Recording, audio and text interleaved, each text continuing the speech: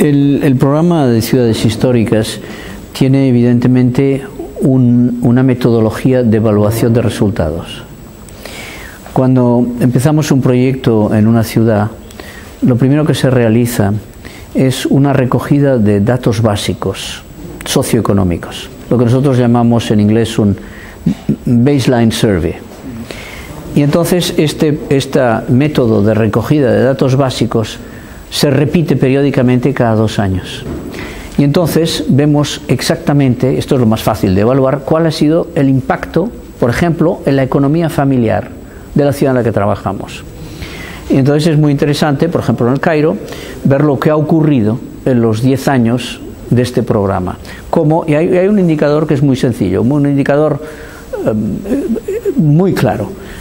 Cuando se vive a un nivel de pobreza, los ingresos de la familia se gastan mayoritariamente en alimentos. Entonces nosotros medimos desde el principio cuál es el porcentaje de los recursos familiares, del dinero que gana una familia que se invierte en alimentos, y cómo va cambiando la distribución de los recursos de una familia a lo largo del tiempo. Entonces en 10 años vemos que ya el porcentaje de gasto en alimentos se reduce y empiezan a aparecer de forma más significativa otros gastos, incluso gastos en ocio.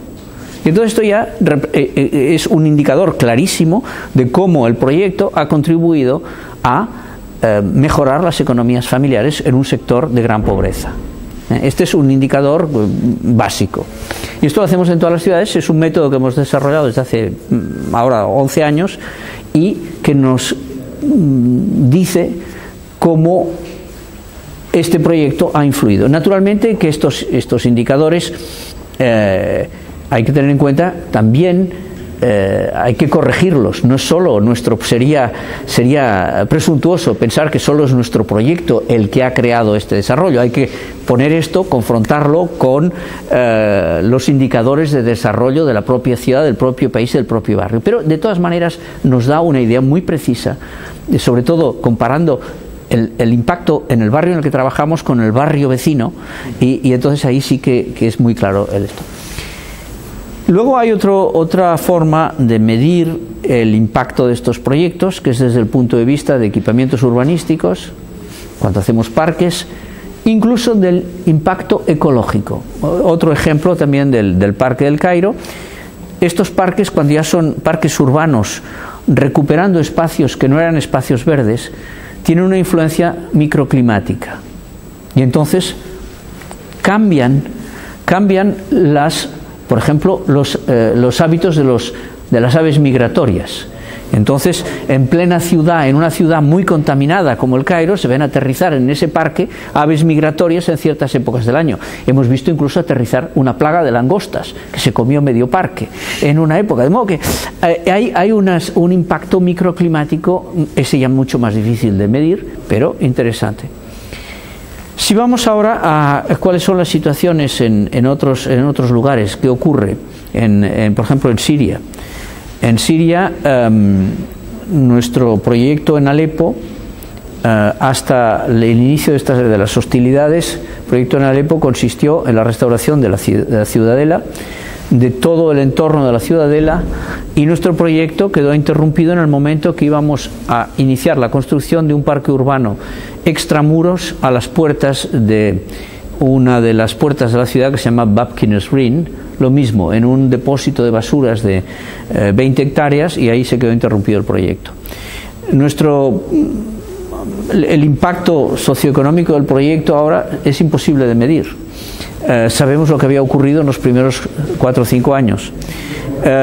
Sabemos lo que ha ocurrido desde el punto de vista de pérdida de patrimonio en esa zona de la ciudad, donde lo más gravísimo ha sido el incendio del mercado del Zoco, que ha quedado totalmente destruido, pero que puede recuperarse porque las estructuras están en pie, las bóvedas no se han caído, podría recuperarse. Y luego algunos daños menores en la ciudadela, en la puerta de la ciudadela, donde ha habido impactos de obuses, pero en realidad esa parte de la ciudad todavía, hoy, en el momento que estamos hablando, no ha sufrido graves daños. Hay un templo hitita dentro de la ciudadela, descubierto por un equipo alemán hace algunos años. Eso está protegido con sacos terreros y no ha sufrido daños. Pero claro, esto al lado de las pérdidas en vidas humanas y el sufrimiento, todo esto es, como se dice, peccata minuta. En cuanto a las ciudades de Mali, los medios de comunicación occidentales hasta hoy, hasta hace pocos días, hasta la llegada de las tropas francesas a Tombuctú, no han tenido acceso directo a la realidad de lo que está pasando en el terreno. Nosotros sabemos muy bien lo que está pasando en el terreno porque las comunicaciones telefónicas no se han interrumpido prácticamente hasta hace pocas semanas con Tombuctú. Yo, por ejemplo, estaba hablando regularmente con el imam de la mezquita Djingareber y sé perfectamente lo que está pasando. De modo que en Tombuctú lo que ha ocurrido han sido actos por parte de Ansar Din, de las milicias de Ansar Din, que son actos simbólicos, es decir, simbólicos en el sentido que la destrucción de arquitectura no ha sido de grandes dimensiones, pero ha estado centrada en edificios y en lugares que tenían un valor emblemático.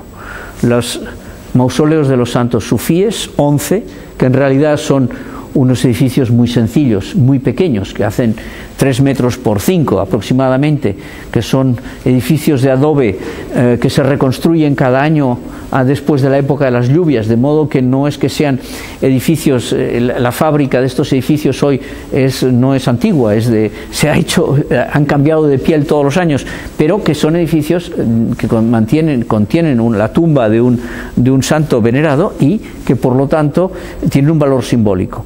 En la mezquita Djingareber, que fue construida por uno de nuestros antepasados musulmanes, un andaluz, a final del siglo XIII, principio del siglo XIV, en la mezquita han destruido simplemente 2 mausoleos adosados al muro exterior, que están perfectamente documentados y que seremos capaces de reconstruir en muy corto plazo exactamente como eran en adobe, de modo que la pérdida patrimonial, la pérdida simbólica ha sido muy grande, pero la pérdida patrimonial muy limitada.